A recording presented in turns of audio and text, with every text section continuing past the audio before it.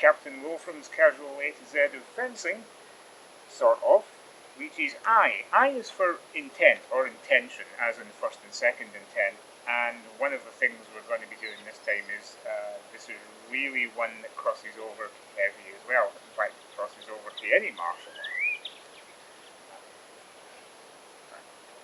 So, essentially, first intent, second intent. Let me show you the first intent. So, here we are. Essentially, my opponent is pretty much in my distance and has a guard that I can get past. So, first intent is with a single attack to win, to finish off the opponent. Yeah? That's a first intent attack. Very, very simple. First intent, first intention. Second intention would be if she's in a better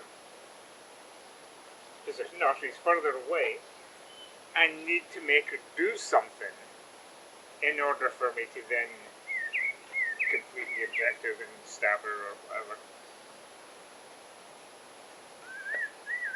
So, for example, here she's further away, and maybe one or two attack me first or something. I've got to sort of goad her into attacking, or goad her into doing something. So I might. And there, she has to move her sword, so that then I can do what I'm trying to do. And that's the basic first and second intentions. First intention, simple attack that does the job. Second intention, a feint or another action that causes your opponent to have to do something that you need them to do. And actually this probably applies even more to heavy, and since we were discussing this at last week's Pontiac fight practice, so here I obviously have an advantage. I have a pole weapon. And I have the bin behind me, so I can't go forward. It's a lot easier for me to do a first intention attack by stabbing her when she's not looking, because she's watching the cat disappear into the bushes.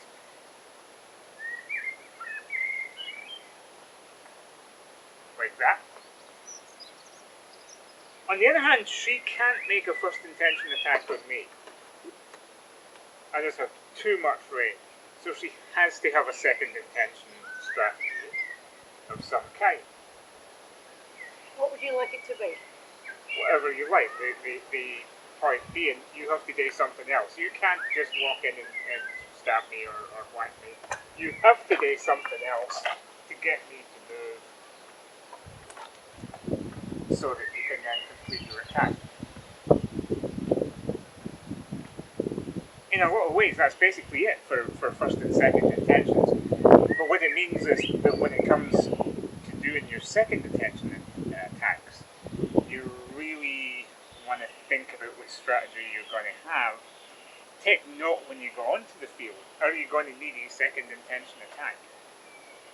And if so, what it's going to be. And that second intention might actually not just be one move and then you're in.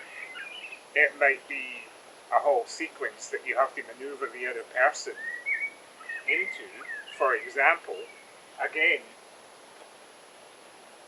let's say I go blade backwards.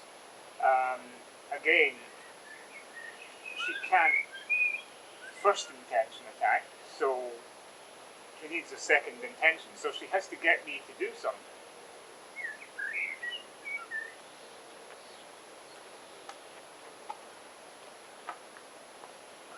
But that doesn't get her the victory, so she still needs to continue doing stuff to get me to do something.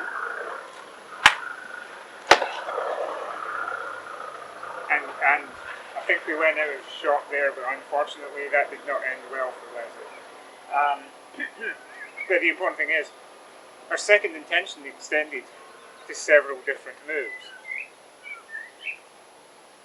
And that's something you may have to think about when you're thinking of your second intention situation, you're developing second intention strategies. How quickly can you make that intention into reality? How extensive does a second intention action have to be? If I stand where I am rather than moving off camera. So again, you need a second intention.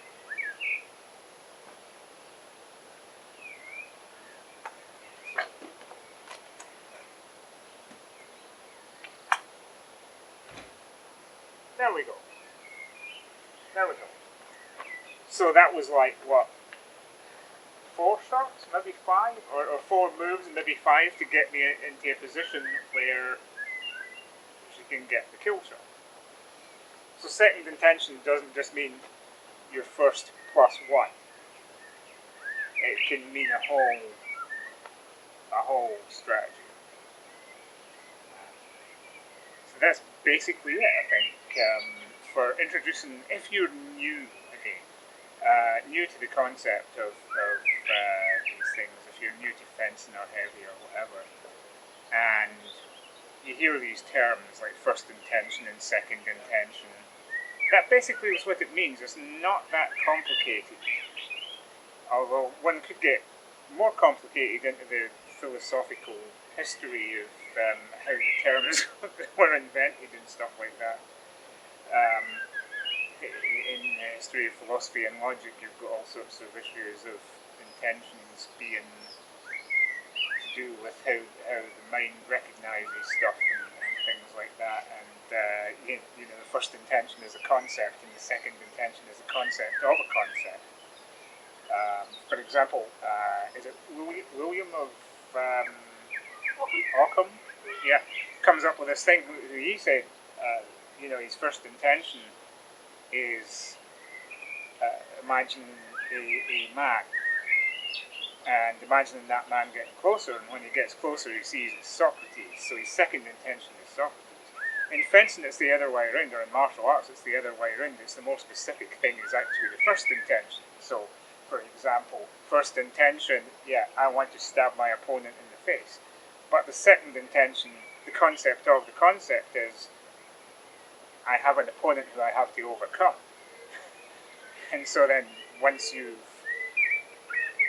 got your second intention tactics and taken those second intention actions that you need to take to get yourself into a position where you can, in fact, be more specifically, I'm going to stab them in the face, or I'm going to... So using the idea of the Renaissance philosophical dialogue, it all came from...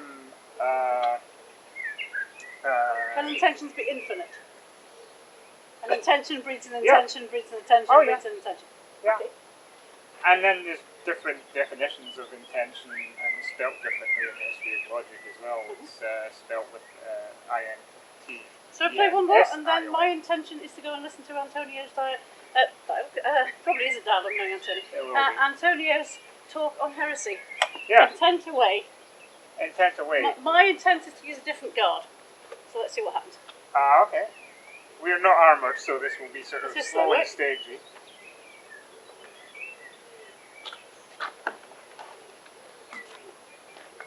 And we have a double. And we have a double.